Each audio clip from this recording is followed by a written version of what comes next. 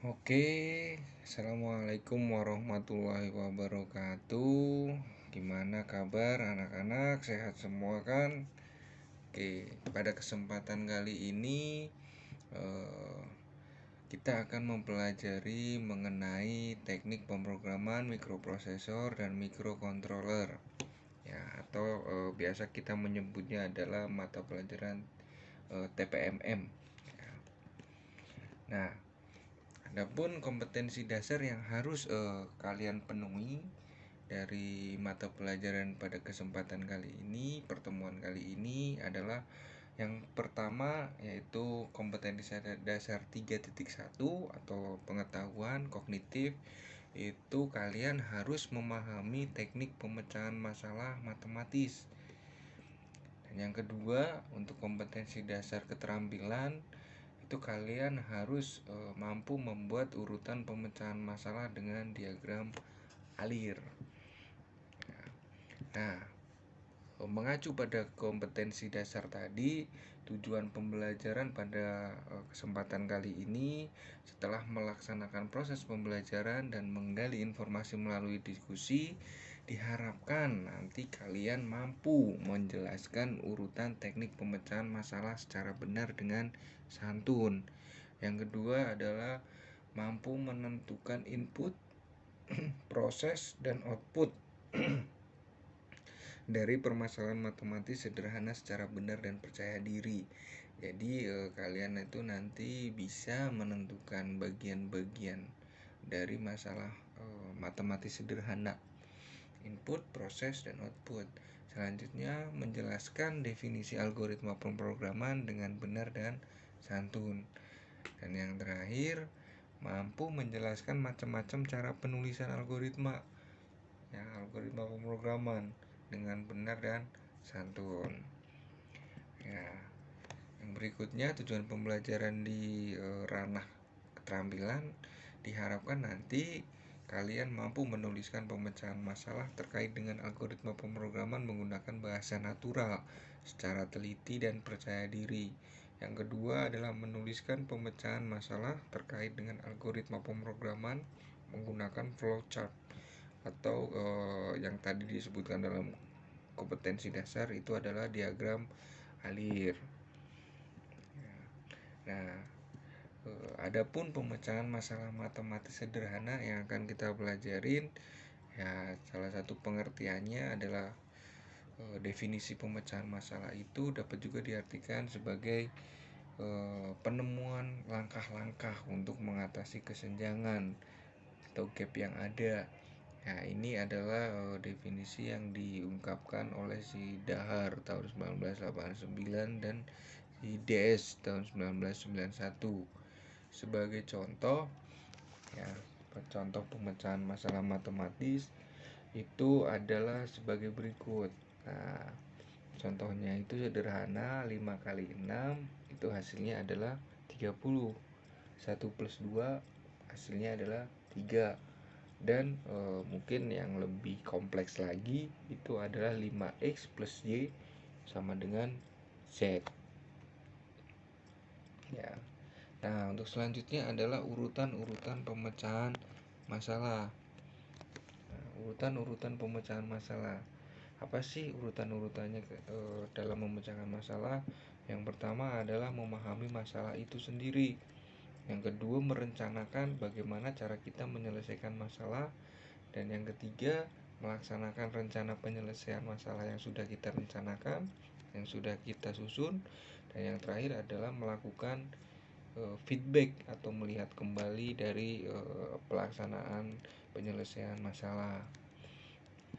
Yang selanjutnya adalah bagian-bagian masalah matematis sederhana. Adapun bagian-bagiannya itu adalah ada input, proses, dan output.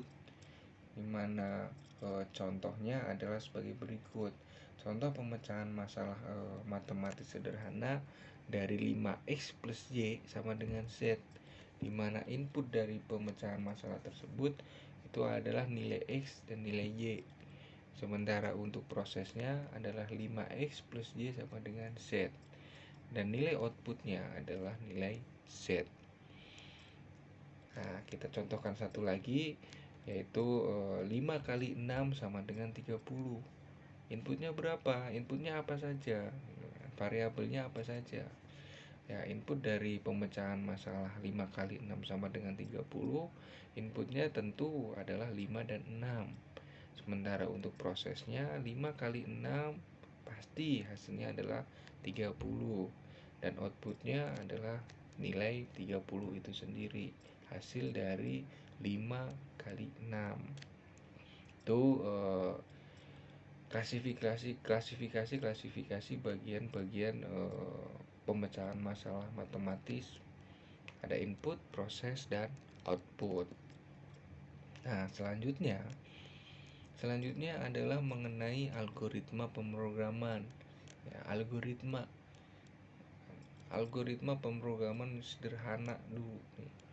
Ya, jadi algoritma itu sendiri adalah urutan langkah-langkah logis penyelesaian masalah yang disusun secara sistematis dan efisien. Jadi algoritma ada hubungannya dengan penyelesaian masalah secara otomatis. Nah, kalau algoritma ini disusun secara sistematis dan lebih efisien. Ya. Nah, ciri-ciri algoritma itu sendiri itu adalah, yang pertama adalah berawal, runtun atau berurutan. Yang ketiga itu jelas. Yang keempat itu minimal ada satu output. Ya, jadi ciri-ciri algoritma itu minimal ada satu output, bisa lebih dari satu.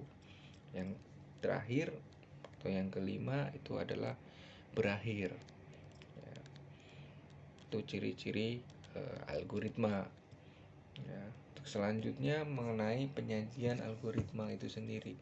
Penyajian algoritma pemrograman itu secara tulisan atau biasa kita sebut dengan bahasa natural, yaitu biasanya dalam bentuk deskripsi atau struktur program, atau biasa disebut dengan pseudokode, ya. Dan yang selanjutnya adalah menggunakan diagram atau diagram alir, flowchart.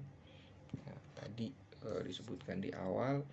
Jadi ada dua jenis penyajian algoritma, yaitu secara tulisan atau yang kita sebut dengan bahasa natural, dan menggunakan diagram alir atau flowchart. Nah, sebagai contoh kasus di bawah ini, apabila kita ingin menuliskannya dalam bahasa natural menjadi seperti apa? Nah, oke, kita bahas. Jadi di sini ada satu kasus. Tuliskan algoritma pemecahan masalah untuk persamaan X sama dengan AB plus 2C menggunakan bahasa natural. Nah, penyelesaiannya seperti apa?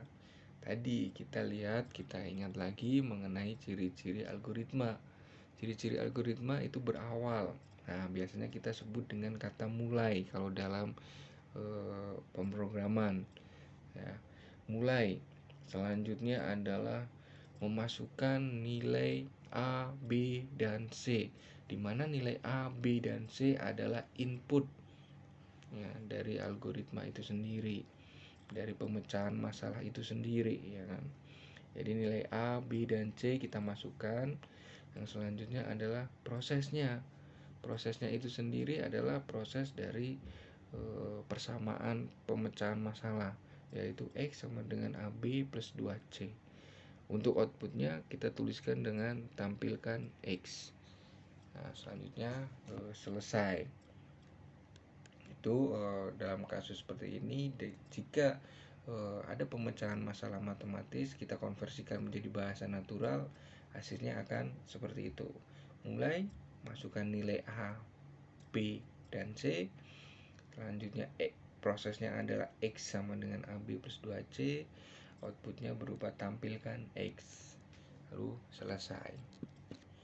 Nah, untuk diagram alirnya kita contohkan adalah dengan kita mencari persamaan atau kita menggunakan persamaan luas segitiga. Ya, kita tuh disuruh mencari case-nya adalah untuk mencari luas segitiga. Nah, kita konversikan ke diagram alir. Nah, jadinya seperti apa? Jadinya adalah seperti ini. Diagram alir itu sendiri atau flowchart itu sendiri biasanya dimulai dengan mulai. Yang kedua adalah baca data. Tadi inputnya apa saja. Nah, selanjutnya hitung luas segitiga. Selanjutnya tampilkan hasil luas, lalu selesai. Kalau untuk secara rinci, sesuai case-nya, sesuai kasusnya mencari luas segitiga, itu adalah yang seperti ini. Mulai baca data itu read, kita tuliskan read. Kalau seandainya di pemrograman, read alas tinggi. Alas dan tinggi itu adalah inputnya. Ya, proses terus selanjutnya dari input kita proses, dimana prosesnya itu adalah persamaan luas segitiga. Persamaan luas segitiga apa? Luas sama dengan setengah alas kali tinggi. Nah, selanjutnya adalah outputnya. Outputnya adalah dengan melakukan print hasil persamaan luas segitiga dan diakhiri dengan selesai. Itu mengenai diagram flowchart. Nah, setelah kalian pelajari mengenai bahasa natural, mengenai algoritma pemrograman, ya kan, mengenai diagram alir atau flowchart, nah, Bapak ingin kalian mengerjakan tugas dan latihan soal, ya kan. Ini untuk memastikan apakah kalian benar-benar sudah paham mengenai materi yang sudah Bapak sampaikan hari ini atau belum. Ya. Jadi tugas yang pertama adalah buatlah rangkuman dalam satu lembar berukuran A4 dengan pengaturan margin narrow dengan topik mengenai algoritma pemrograman. Silahkan kalian bebas berkreasi membuat rangkuman. Ya, satu lembar saja cukup. Ya kan, kalian bisa searching dari Google, bisa searching atau mengambil artikel ilmiah, dan bisa dari buku-buku yang kalian miliki. Jangan lupa untuk dicantumkan sumbernya, ya. Yang berikutnya, simpan file tersebut dalam format bintang.pdf atau format PDF, ya. Jadi pastikan file tersebut disimpan dalam bentuk PDF. Yang selanjutnya, kirim rangkuman yang sudah dibuat tersebut melalui email ke alamat email Bapak sebelum pukul 17 waktu Indonesia Barat. Ya, kita anggap di atas jam 17 itu tidak mengerjakan tugas, kecuali kalau kalian mempunyai alasan yang logis kenapa tidak bisa mengumpulkan tugas sebelum jam 17. Nah, yang selanjutnya, untuk memastikan kalian paham mengenai bahasa natural dan diagram alir algoritma sederhana, ya tadi kita sebutnya adalah penyajian algoritma. Ini ada 5 case, 5 soal yang harus kalian selesaikan. Jadi masing-masing soal kalian jawab dengan bahasa natural dan dalam bentuk diagram alir juga, ya. Jadi contoh 5x plus Y sama dengan Z. Nah, itu bahasa naturalnya seperti apa, diagram alirnya seperti apa. Yang kedua, contoh Y 0,5A plus B plus C. Nah, jawab juga seperti apa jadinya bahasa natural dan diagram alirnya. Yang ketiga adalah mencari luas persegi panjang. Ya, kalian ketahui persamaan luas persegi panjang adalah panjang kali lebar. Nah, itu kalian konversikan dalam bahasa natural dan diagram alir. Yang keempat adalah mencari volume tabung. Ya, pastikan dulu kalian tahu nih, ya, mengenai persamaan volume tabung itu apa, lalu dikonversikan ke bahasa natural dan diagram alir. Dan yang kelima, yang terakhir, tuliskan algoritma apabila kalian ingin menuju ke sekolahan. Tentunya kalau kalian ke sekolahan dengan kendaraan pribadi dan kendaraan umum, pasti nanti tahap-tahapnya akan berbeda antara satu dengan yang lain.